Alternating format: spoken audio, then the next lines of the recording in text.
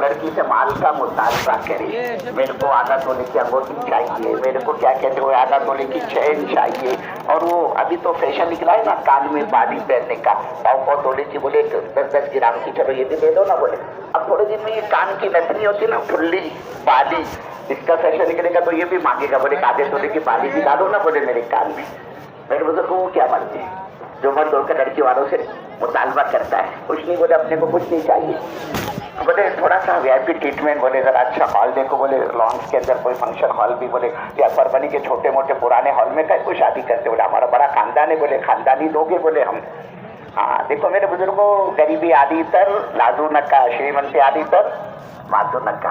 अल्लाह ने माल इसलिए थोड़ी दिया कि आदमी इसमें अल्लाह के दिन के धज्जियां उड़ाए, अल्लाह के दिन के जनाजे निकाले। हाँ फिर जानता यार ये बोले बोले एकदम पक्के, बोले एक उसने तो पहले बोले बाप ने छोकरी के लड़की के बोल दिया, बोले देखो बोले दिन दिन की बात करते हो तो अपने को रिश्ता मंजूर नहीं है, बदन के कपड़े पर छोकरी को भेजूंगा, एक जोड़ा भी साथ में नहीं दूंगा, मांगता तो बैठो बोले तो जाओ। अरे बोले बहुत कड़क दिखता बुढ़ा, बोले क्या बोलता है, लेकिन अपने दिल को समझाता कोई बात नहीं थी। अरे इसने अगर जीते जो कुछ नहीं भी दिया तो मानस में, बदली फादरी में, गंगा खेड़ में, बचपन में, ओंदा में, कहाँ नहीं इसकी जमीनें, प्लॉटिंग का धंधा करता है, कई 100 एकड़ लेकर रखा है। बोले अरे जीते जो नहीं दिया तो मरने के बाद तो ऑटोमेटिक जब ये मरेगा तो क्या साथ में इंडेक्स स्कोर 7-12 के उतारे कब्र में जाएंगे क्या, वो तो जो छोड़कर जाएगा ऑटोमेटिक बच्ची उसकी मेरे निकाह में है तो खुद ब खुद 7-12 पर नाम तो चढ़ने वाला। अरे बाबा जीते जो नहीं मिला तो मरने के बाद तो मिलेगा। तो हमारे नबी सल्लल्लाहु अलैहि वसल्लम ने फरमाया कभी तो ये अल्लाह का बंदा निकाह करता है आप बुजुर्गों मालदारी को देखकर, फिर आपने फरमाया कभी तो ये निकाह करता है खूबसूरती को देखकर। ए अल्लाह ये नहीं देखता बाबा मैं कैसा काला पीला हूँ, लेकिन ये क्या चाहेगा मेरी जो शरीक हयात हो, मेरी जो घरवाली हो वो भी किसी से कम ना हो। हालांकि मेरे बुजुर्ग को ये खूबसूरती ये कोई ऐसी दायमी चीज थोड़ी है, जहाँ उम्र बढ़ती है ना तो उम्र के साथ आदमी का इसका शबाब, इसका हुस्न, इसकी जवानी, इसकी खूबसूरती भी मालूम पड़ती है। फिर एक मरतबा औलाद का सिलसिला शुरू हो जाए तो ये चीज़ खुद ब खुद फीकी पड़ जाती है। फिर चाहे आदमी अपने को यंग बॉय, नौजवान, जवान बताने के लिए वो हमारे जैसे सफ़ेद बालों को लाल काला करे, ब्यूटी पार्लर में जाकर मेरे बुजुर्ग को अपनी हैयत को बदले, वो तो चेहरे की झुर्री बतला ही देती है, हजरत के चलने का अंदाज बतला देता है कि ये 25 का जवानी के 55 का बूढ़ा है। और एक शायर ने बड़ी अजीब बात कही है, वो कहता है हुस्न सूरत चंद रोज़ा, हुस्न सूरत चंद रोज़ा, अच्छी शक्ल थोड़े दिनों की, हुस्न सूरत चंद रोज़ा, हुस्न सीरत मुस्तकिल। बुजुर्गों सीरत कहते हैं इंसान की फितरत, इसका नेचर, इसकी तबीयत, इसके अखलाक, इसकी आदत, इसका कैरेक्टर, इसका किरदार, इसका सलूक, इसको सीरत कहते हैं। तो कहता है हुस्न सूरत चंद रोज़ा, हुस्न सीरत मुस्तकिल, इससे खुश होती है आंखें, उससे खुश होता है दिल।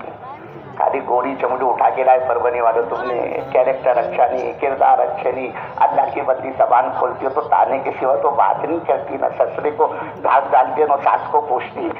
अब इससे क्या होगा, इससे तो दिल दुखेगा, तकलीफ होगी इससे। और अगर दोनों के अखलाक अच्छे, कैरेक्टर अच्छा, किरदार अच्छा है, शौहर को की खिदमत गुजारे, इताअत गुजारे, सास को भी अपनी माँ का दर्जा देती है, ससुर को भी अपने बाप के सम्मान, बाप के बराबरी का उसको दर्जा देती है, इससे तो दिलों में, खानदानों में मोहब्बतें पैदा होती है। हाँ। तो मेरे बुजुर्गों आपने फरमाया कभी तो ये अल्लाह का बंदा निकाह करता है खूबसूरती को देखकर। फिर आपने मुद्दे की बात बतलाई, काम की बात बतलाई, हमारे नबी सल्लल्लाहु अलैहि वसल्लम ने फरमाया मैं तुमको बतलाऊं अगर तुम निकाह के रास्ते से खुशगवार रिवाजी जिंदगी गुजारना चाहते हो तो फिर निकाह में लड़का और लड़की के इंतखाब करने में सबसे पहले तुम दीनदारी को तरजीह दो। आपने क्यों फरमाया दीनदारी को तरजीह दो? मेरे बुजुर्गों दीनदारी के असरात पड़ते। एक माँ सिर्फ अपने बच्चे को दूध नहीं पिलाती, जब भी माँ बच्चे को दूध पिलाती ना बुजुर्गों, उस दूध के साथ उस माँ की इफ़्फ़त, उस माँ की पाकदामनी, उस माँ के अंदर का तक़वा, वो माँ अल्लाह की बंदी ज़िक्र तस्बीह तिलावत की अगर पाबंद अब ज़िक्र का, तस्बीह का, तिलावत का, वो नूर उस दूध के साथ बच्चे के अंदर मुंतकिल होता है, जो दूध माँ बच्चे को पिलाती है। अब وہ اللہ کی بندی مال، shopping centre, shopping plaza, business centre اور سٹی چوک کی چکر لگانے والی، اس کے سر پر کبھی دوپٹہ پلو نہیں ہوتا، کبھی اس کی ماتھا، اس کی پیشانی سالوں گنتی اللہ کے سامنے نہیں جھکتی. میرے بزرگوں ایسے اس کا ہسبینڈ ہے، اس کا شوہر ہے، حرام کمائی کماتا ہے، اللہ کو ناراض کر کے زندگی گزارتا ہے، خدا کا باقی پاپی نافرمان بن کر اگر یہ زندگی گزار رہا ہو. آپ خود فیصلہ کریں ان کی کوکھ سے جنم لینے والی نسلیں آگے چل کر کیا بنے گی. یہ جتنے بڑے بڑے اللہ والے نا دنیا میں، حضرت خواجہ معین الدین چشتی اجمیری رحمت اللہ علیہ، میرے بزرگ حضرت نظام الدین اولیاء رحمت اللہ علیہ، حضرت خواجہ بختیاری کاکی رحمت اللہ علیہ، یہ پیروں کے پیر مہا پیر شیخ عبد القادر جیلانی رحمت اللہ علیہ. میرے بزرگوں یہ بھی تو کسی ماں کی اولاد کی کوئی آسمان سے تو نہیں اترے گی. یہ خود فرماتے تم ہمارے اندر جو کرامتیں دیکھ رہے ہو نا، اس میں ہمارا کوئی کمال کمام ہماری ماؤں کا ہے، کمال ہماری ماؤں کا ہے. ہم نے ایسی ماؤں کی گودوں میں پرورش پائی ہے کہ ہماری ماؤں نے جب بھی ہمیں کچھ کھلانا پلانا ہوتا تو جب تک وہ وضو کرنا دیتی اور وضو کے بعد 2 رکعت نماز نہ پڑھ لیتی، پھر اس کے بعد وہ قبلہ رخ ہوتی اور اپنے سروں کو اٹھا کر اللہ کی طرف متوجہ ہو کر ذکر کر کے وہ ہم کو دودھ پلاتی کرتی تھی. بغیر وضو کے زندگی میں انہوں نے کبھی ہم کو دودھ نہیں پلایا. یہ جو تم ہمارے اندر کرامتیں دیکھ رہے ہو یہ ہمارے ماں کا اثر ہے. ہم نے ان پودوں میں پرورش پائی ہے. یہ اللہ والے فرماتے کہ ہماری ماں کے پیٹ میں کبھی زندگی میں حرام غذا نہیں پہنچی. ہاں یہ بنیادیں ہیں میرے بزرگوں. آپ نے فرمایا تم دینداری کو ترجیح دو، اس کے اثرات پڑھتے. یہ کتابوں میں مشہور واقعات ہیں. بڑے پیر رحمت اللہ علیہ کا، پیرانے پیر شیخ عبد القادر جیلانی رحمت اللہ علیہ کا، ان کے جو والد محترم تھے بڑے پرہیزگار، بڑے متقی اور بڑے نیک فطرت کے انسان تھے. یہ سفر کر رہے تھے، اللہ کے ولی، یہ اللہ کا بندہ سفر کر رہا تھا. اب عام طور پر سفر میں آدمی پر حالات آتے ہیں. حدیث میں آتا ہے نا السفر قطعۃ من النار، سفر ناگواریوں کا آگ کا ایک ٹکڑا ہے. بڑی ناگواریاں، بڑی پیچیدگی آتی ہے سفر میں. توشہ ختم ہو گیا، اللہ نہ کرے سامان چوری ہو گیا، پیسے ختم ہو گئے، کھانا پینے کا توشہ باقی نہیں رہا. مختلف حالات سے آدمی سفر میں گزرتا ہے. یہ اللہ کے ولی سفر کر رہے تھے. اللہ کا کرنا ان کا سارا توشہ ختم ہو گیا. اب کھانے پینے کی بات میں کوئی چیز نہ درہم، نہ روپیہ، نہ ٹکا، نہ پیسہ. اور اس قدر شدت کی بھوک کہ اب جان نکلنی باقی ہے. پریشان ہے بھوک سے، کھانے کا کوئی توشہ نہیں، کوئی سامان نہیں. اب کیا کرے؟ نگاہ پڑ گئی پانی کے بہاؤ میں، ایک سیب بیٹھا ہوا آگے بڑھ رہا تھا. اس پر نگاہ پڑنا تھا. یہ اللہ کے ولی نے ہاتھ بڑھایا اور اس سیب کو اٹھا کر کھا لیا. سیب کھا تو لیا لیکن مال خیال آیا، او ہو اس کا کوئی تو دھنی ہوگا، کوئی تو اس کا مالک ہوگا. اور پھر مالک کی اجازت کے بغیر یہ سیب میں نے کیسے کھایا؟ یہ سیب تو میری آخرت کو اجاڑ دے گا، تباہ اور برباد کر کے رکھ دے گا. میرے بزرگوں یہ اللہ کے ولی، یہ اپنی آخرت کو سامنے رکھ کر زندگی گزارنے والے، ان کے سامنے بس ان کی آخرت تھی.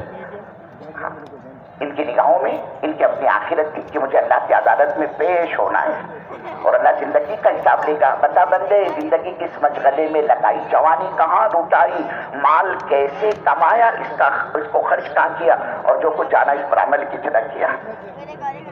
رونگٹے کھڑے ہو گئے، کب کپاٹ آ گئی. اللہ یہ کیا ہو گیا؟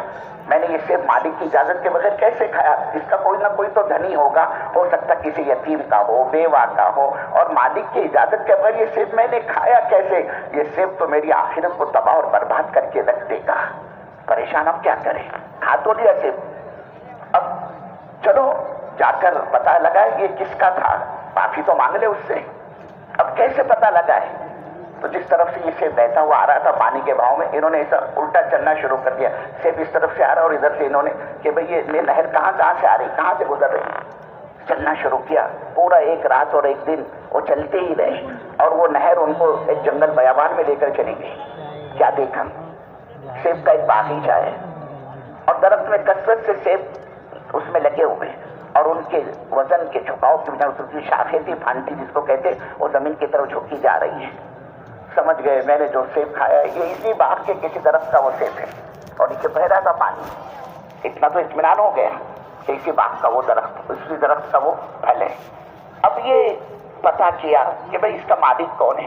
تلاش کرتے ہوئے باغ کے مالک کے پاس پہنچے اور کہا بھائی صاحب پردے سے مسافر ہو، سفر کر رہا تھا، توشہ ختم ہو گیا، دھوپ کی شدت تھی، میں نے دیکھا یہ آپ کے باغ کا سیب پانی کے بہاؤ میں بہتا ہوا بہ رہا تھا. میں بے قابو ہو گیا اور میں نے اس کو اٹھا کر کھا لیا. بھائی صاحب اللہ کے واسطے وہ سیب میرے کو معاف کر دے. اب میرے پاس اس سیب کے دینے کے لیے پیسے بھی نہیں کہ آپ جو قیمت ادا کروں. اب بزرگوں پر بہنی والوں وہ جو باغ کا مالک تھا وہ بھی کوئی اللہ والا تھا, وہ بھی پہنچی ہوئی ہستی تھی. اور ولی نا ولی میں شناسم, اللہ والے کو تو اللہ والے ہی پہچانتا ہے نا. سمجھ گئے بابا یہ کوئی مہان پروش ہے, یہ کوئی بڑا آدمی ہے. تب بھائی صاحب معاف تو کر دوں گا میں, لیکن میرے کچھ شرائط ہے, اگر تم اس کو پورا کر دو. کیا شرط ہے آپ کی؟ کہ 1 سال تک اس باغ میں تمہیں مزدور بن کر کام کرنا ہوگا, اور اس پر کوئی مزدوری نہیں ملنے والی نہیں تم کو. 2 وقت کا کھانا تمہارے پاس آ جائے گا 1 سال تک. اگر یہ کر لیتے ہو تو پھر سوچا جائے گا تمہارا اس مسئلے کا حل معاف کرنے کے تعلق سے. اس اللہ کے ولی نے سوچا اگر 1 سال تک میں اس بات میں خدمت کر لیتا ہوں اور میری آخرت اجڑنے سے بچ جاتی ہے تو بہت سستا سودا ہی ہے. اس پر بھی تیار ہو گئے. باغ کے مالک نے سارے کام سمجھا دیے کہ بابا تم کو یہ کرنا ہے, یہ کرنا, اس طرح پھلوں کی نگرانی, اس کی حفاظت, اس کو سنبھالنا, اس کے درختوں کو پانی پہنچانا, جتنے باغ کے لائن کے کام تھے وہ سب بتلا دیے. یہ لگ گئے اس کام پر. پورا 1 سال مکمل کیا. اب جب سال پورا ہو گیا بہت خوش تھے, چلو اللہ کا احسان, آج تو میری آخرت گزرنے سے بچ گئی. اب تو مالک ہر حال میں خوش ہو کر معاف کر ہی دے گا. پورے سال میں کبھی اس کو موقع ہی نہیں دیا شکایت کا. خوشی خوشی باغ کے مالک کے پاس پہنچے اور اسے کہا, وہ اپنا سال بھر کا پرانا پہلے کا وعدہ یاد دلایا. ان کا ہاں بالکل میں معاف کرنے کے لیے تیار ہوں, بس ابھی ایک شرط میری باقی ہے, اگر تم اس کو پوری کر دو. انہوں نے کہا بابا اب کیا ہے تمہاری شرط باقی؟ کہا میری دوسری شرط یہ ہے کہ میری ایک بیٹی ہے جو آنکھوں سے اندھی ہے. آنکھوں سے اندھی ہے, زبان سے گونگی ہے, کانوں سے بہری ہے, ہاتھ سے لولی ہے اور پیروں سے لنگڑی ہے. اس لڑکی سے تمہیں نکاح کرنا ہوگا. پر بنی والو, اب وہ کیا لڑکی لنگڑی, لولی, گونگی, اندھی, مکھی, بہری, جانتے تھے وہ بابا اس کو ہگانا, متانا, کھلانا, پلانا, نہلانا, دلانا سب اپنے کچھ کرنا پڑے گا. پھر بھی اللہ کا ولی اس پر تیار ہو کہ چلو اس مجبور اپاہج لڑکی کی اگر میں خدمت کر لیتا ہوں اور میری آخرت گزرنے سے بچ جاتی ہے تو بہت سستا سودا ہی ہے. وہ اس پر بھی راضی ہو گئے. اب کیا تھا بزرگوں, باغ کے مالک نے اپنی بچی کا نکاح ان سے پڑھا دیا اور کہا دیکھو یہ سامنے یہ تمہارا تو یہ شریک حیات تمہاری, اس کا یہ مکان ہے, یہ سامنے تمہاری بیوی. اب یہ جانتے تھے بزرگوں میں وہاں جاؤں گا, دروازے پر دستک دوں گا, اجازت مانگوں گا, سلام کروں گا, وہ اللہ کے بندے کو دیکھتی اور بولتے اور سنتی تو نہیں, میرے کو ویلکم, میرے کو مرحبا کہے, میرے سلام کا جواب دے. تو وہ جواب تو کچھ آنے والا نہیں وہاں سے, نہ دکھتا ہے, نہ بولتی ہے, نہ سنتی. انہوں نے کیا کیا, دروازے پر گئے اور دروازہ کھول کر سیدھا اندر داخل ہو گئے. اندر داخل ہونا تو کیا دیکھا, چاند سا چہرہ اور جتنے عیوب باپ نے بتلائی تھے نا, لنگڑی, لولی, گونگی, اندھی, بہری, کوئی ایک بھی عیب نہیں اس کے اندر. انتہائی حسین اور خوبصورت چاند سا چہرہ, اور آنکھوں سے دیکھ بھی رہی, زبان سے بول بھی رہی, کان سے سن بھی رہی. اب جب اس کو دیکھا, اس پر نگاہ پڑی اور اس کو دیکھتے اور بولتے ہوئے دیکھا, ایک چیخ نکل گئی اور وہاں سے دوڑے اور ہانپتے کانپتے باغ کے مالک کے پاس پہنچے. کہ بابا اللہ کے واسطے میرے کو اتنے بڑے امتحان میں مت ڈالو, یہاں تو اب ایمان کی سودے بازی شروع ہو گئی ہے. کیا بات ہے؟ کہ آپ نے تو کہا آپ کی بچی لنگڑی ہے, لولی ہے, گونگی ہے, اندھی ہے, بہری ہے, اور وہاں تو ایسی کوئی بات میرے کو نظر نہیں آئی. پھر باغ کے مالک نے دوبارہ کہا ہاں ہاں میں قسم کھا کر کہتا ہوں میری لڑکی اندھی ہے, گونگی ہے, بہری ہے, لوچی ہے, لنگڑی ہے, میں قسم کھا کر کہتا ہوں. یہ اور زیادہ پریشان ہے. اللہ, پھر وہ کون تھی لڑکی جس کو بولتے ہوئے دیکھتے ہوئے میں نے دیکھا؟ پھر باغ کے مالک نے اطمینان دلایا, کہا میں قسم کھا کر کہتا ہوں دیکھو میری بچی اندھی ہے حرام کے اعتبار سے. جب سے میری بچی نے ہوش سنبھالا اس نے کبھی غیر مرد کو نگاہ اٹھا کر نہیں دیکھا, اس اعتبار سے میری بچی اندھی ہے.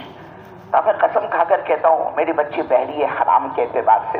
جب سے میری بچی نے ہوش سنبھالا یہ ناچ اور گانا اور میوزک اور سنگیت اور لڑائی اور جھگڑا اور غیبت کبھی اس کے کانوں میں اس کی آواز نہیں پہنچی. اس اعتبار سے میری بچی بہری ہے. پھر کہا میں قسم کھا کر کہتا ہوں میری بچی گونگی ہے حرام کے اعتبار سے کہ جب سے اس نے ہوش سنبھالا ہے اس نے اپنی زبان کا غلط استعمال نہیں کیا, کسی کو کا دل نہیں دکھایا, کسی کی غیبت نہیں کی, کسی سے لڑائی جھگڑا نہیں کیا اس نے. اس اعتبار سے میری بچی گونگی ہے.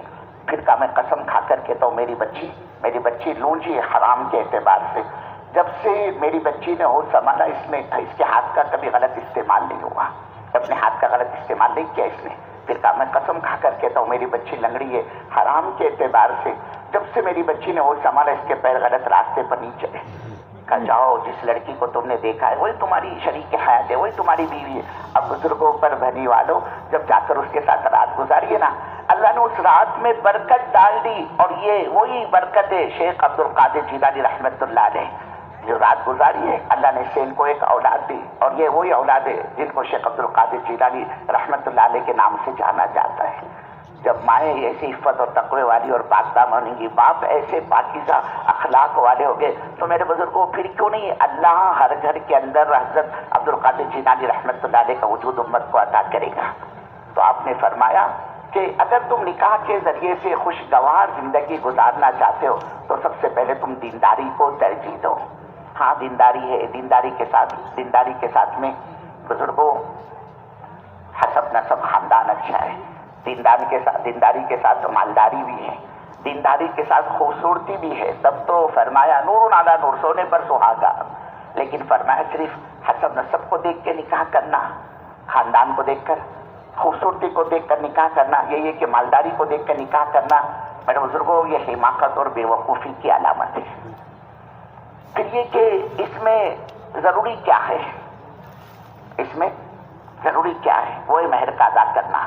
دیکھو میرے بزرگوں، اللہ کے نبی صلی اللہ علیہ وسلم نے اس آدمی کے جنازے کی نماز نہیں پڑھائی جس نے بیوی کا مہر ادا نہ کیا ہو۔ جب بھی کوئی جنازہ لایا جاتا آپ پوچھتے بابا اس نے مہر ادا کیا؟ آپ نے آگے بڑھ کر جنازے کی نماز پڑھائی، اور پتہ چلا اس نے مہر ادا نہیں کیا، آپ نے فرمایا میں اس کے جنازے کی نماز نہیں پڑھاؤں گا، کسی اور سے پڑھاؤ۔ روایتوں کے اندر آتا ہے اگر شوہر کی نیت بیوی کے مہر ادا کرنے کی نہ ہو تو اس کا زندگی بھر ساتھ رہنا، تعلق قائم کرنا، زندگی گزارنا زنا میں، بدکاری کرنے میں، منہ کالا کرنے میں لکھا جاتا ہے۔ میرے بزرگوں ہمارے یہاں کا حال کیا ہے، مہر باندھنے کا تو رواج ہے، دینے کا رواج نہیں ہے۔ ارے بولے میرے باپ نے نہیں دیا، میرے تایا نے نہیں دیا، میرے چچا نے نہیں دیا، بولے میرے کو تھوڑا دینا ہے، 5,000 کیا 50,000 باندھو، 5 لاکھ باندھو، اپنے کو کیا فرق پڑتا۔ ہاں ہمارے یہاں باندھنے کا رواج ہے، دینے کا رواج نہیں ہے۔ اور پتہ کیا کرتے ظالم جیتے جی تو حق محض ادا نہیں کرتا اپنی بیوی کا۔ جب شوہر کا انتقال ہو جاتا ہے نا تو بڈی کو، بڑی بھی کو لے کر آتے تو بڈیاں پکڑ کے چل بابا مہر معاف کرنے کے لیے، وہ آتی ہے بیچاری، اس کو جنازے کے سامنے شوہر کے لا کر کھڑا کر دیتے، اس کو بولتے بول میں نے اللہ کے واسطے مہر معاف کیا۔ اور وہ بیچاری کھڑی ہے بڈی، جانتی تھی جوان تھا، ہٹتا کٹتا تھا، میرے ساتھ میں کھیلتا تھا یہ، اس وقت اس بڈے نے میرا حق مہر ادا نہیں کیا، اب یہ سفر میں مرا ہوا مردہ یہ کیا میرا حق مہر ادا کرے گا۔ اور روتے بولتی اللہ کے واسطے میں نے مہر معاف کیا۔ یاد رکھنا فرمانے والوں، اس طرح معاف کرانے سے مہر معاف نہیں ہوتا، اس طرح سے مہر معاف کرانے سے معاف نہیں ہوتا۔ ہاں جیتے جی تو دیتا نہیں۔ تو ہمارے نبی صلی اللہ علیہ وسلم نے اس آدمی کے جنازے کی نماز نہیں پڑھائی جس نے بیوی کا مہر ادا نہ کیا۔ پھر اب کیا رہ گیا میرے بزرگوں، ولیمہ مستور ہے، لیکن شریعت تم کو گاؤ سیون نہیں بولتی۔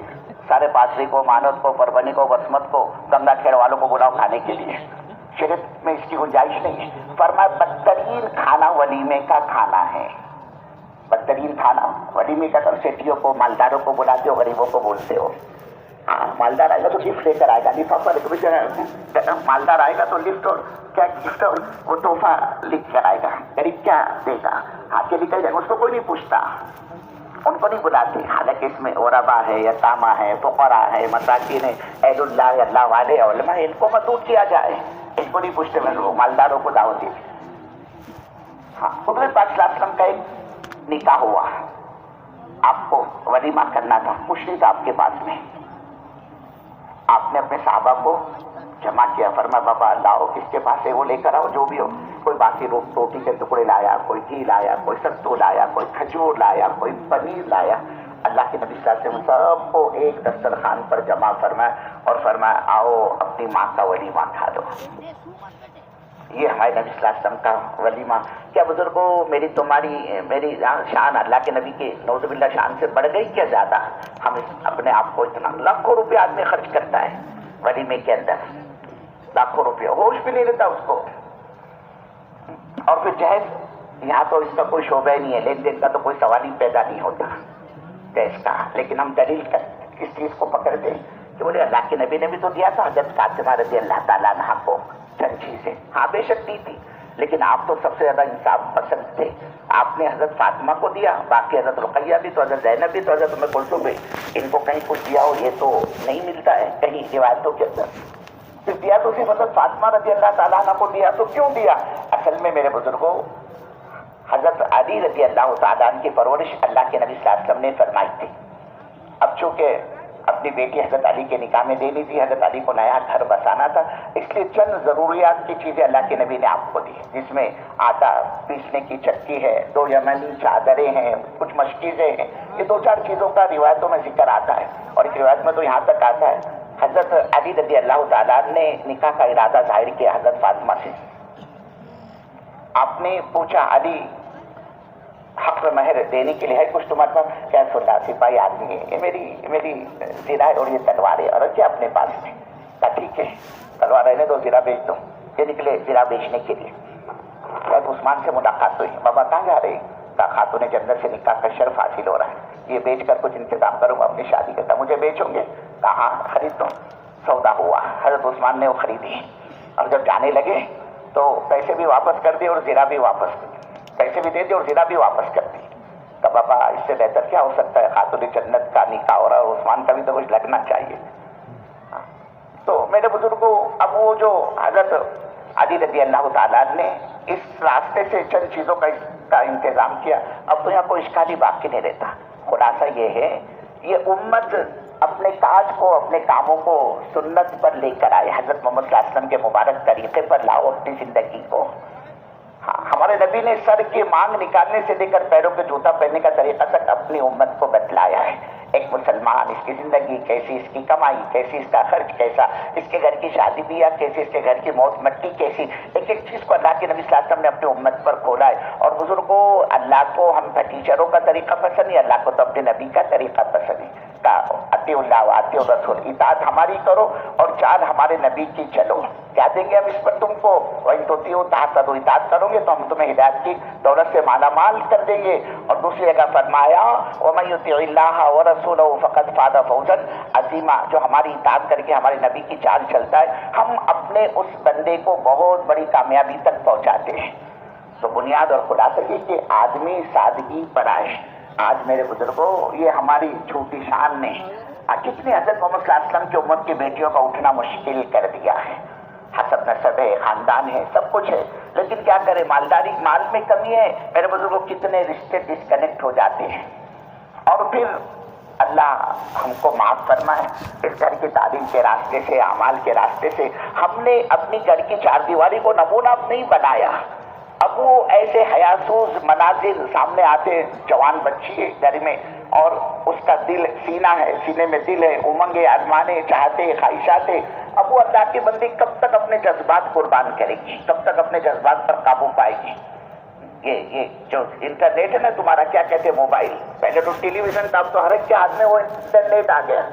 ایسے فحش مناظر اور ایسے اس کے اندر اقوال، ایسے ڈائلاگ بازی جس کو کہتے ہیں نا کہ آدمی کی طبیعت سینہ کی طرف، بدکاری کی طرف مائل کرنے والی چیزیں اس میں سامنے لائی جاتی. اب وہ جوان بچی ہے کب تک اپنے ارمانوں کا گلا دبائے گی؟ نتیجہ یہ ہوتا ہے کہ میرے بزرگوں وہ خود اپنا جیون ساتھی تلاش کر لیتی ہے. کہاں گئی، کس کے ساتھ گئی؟ زیادہ ہوشیاری کرنے جاؤں گے نا تو سب سے پہلے یہ پربنی پولیس اسٹیشن پہ پہنچ جائے گی کہ میرے کو سیکورٹی دو، میرے کو میرے ہسبینڈ کو خطرہ ہے، بولے میری جان کو. اور گھر کے سارا خاندان جمع ہوتا ہے وہاں پر، چچا اور تائی اور ماموں اور پھپھا اور بھائی، سب کے منہ پر بھری پولیس اسٹیشن پہ چھماچا مارتی ہے کہ اگر کسی نے میرے ہسبینڈ پر ہاتھ بھی اٹھایا سب کو اندر ڈال دوں گی.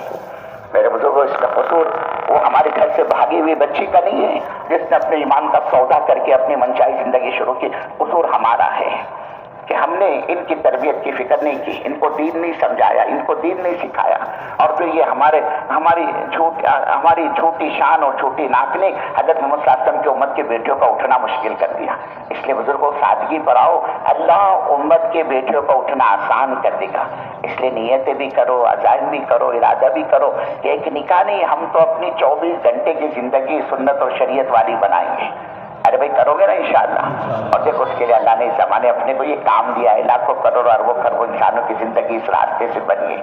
ہمارا یہ مجمع یہ بھی نیت کرے, یہ بھی ارادہ کرے کہ وہ محنت جو زندگیوں کے اندر انقلاب پیدا کرتی ہے, دین کی محنت, دعوت کی محنت, یہ ہمارا مجمع اس محنت کو موت تک اپنی زندگی کا مقصد بنائے گا.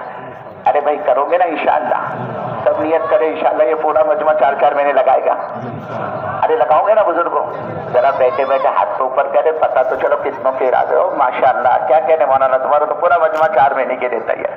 اللہ بھائی قبول فرمائے, آسان فرمائے, مدد فرمائے. اللہ ہونے والے نکاحوں میں خیر عطا فرمائے, برکت اور الفت اور محبت اور محبت پیدا فرمائے. آ جاؤ بھائی سائیں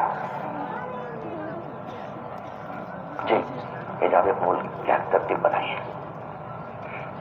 اچھا ہمارے ذمہ بھی کچھ ہے, بڑھا دے نکل.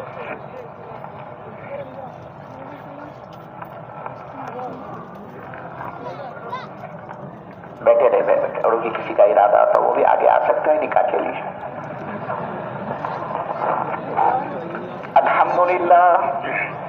الحمد لله نحمده ونستعينه ونستغفره ونؤمن به ونتوكل عليه ونعوذ بالله من شرور أنفسنا ومن سيئات أعمالنا. من يهده الله فلا مضل له ومن يضلله فلا هادي له.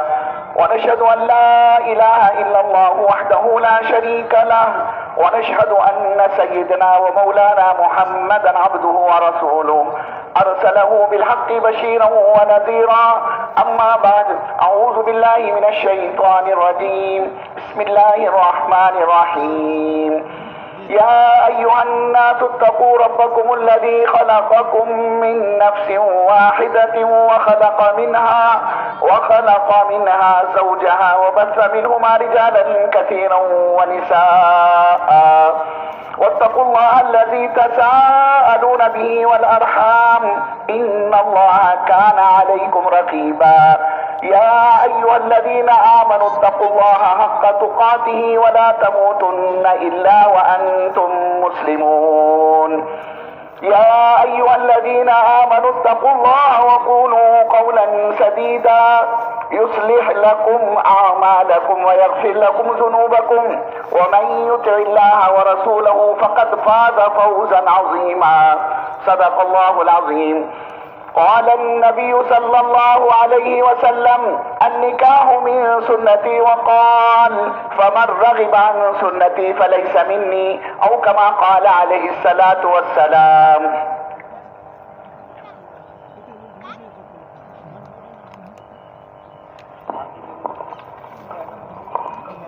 آ جائیں پٹھان ابو سفیان مشتاق احمد خان. قائم پٹھان ابو سفیان آ جائیں. بیٹھے رہے بھائی, اطمینان کے ساتھ بیٹھے رہے, شور نہ کریں.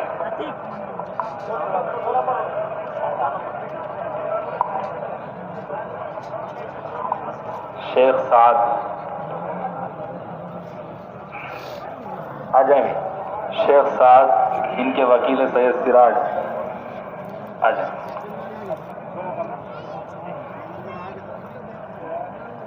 جن کے ذمے ہیں علماء کے وہ تشریف لے جائیں. 21 سے 40 تک, 41 سے 60 تک آ جائیں. حافظ مزمل خان ماشاء اللہ. کون ہے بھائی یہ پٹھان ابو سفیان مشتاق؟ آپ ہیں. آپ کے وکیل کون ہیں؟ کیا نام آپ کا؟ جی حافظ سید سعید مصطفیٰ علی صاحب. بھائی جناب حافظ سید سعید مصطفیٰ صاحب, آپ نے اپنی وکالت سے عبید اللہ ہاشمی صاحب کے دوسرے نظر سید رحمۃ کو بروز مہر 2100 روپے نقد سکہ 21,000 روپے نقد سکہ راجر وقت کے پٹھان ابو سفیان مشتاق احمد خان کی نکاح میں دیا. بھائی جناب پٹھان ابو سفیان مشتاق احمد خان جناب حافظ سید سعید مصطفیٰ علی صاحب نے اپنی وکالت سے عبید اللہ ہاشمی کی دوسرے نظر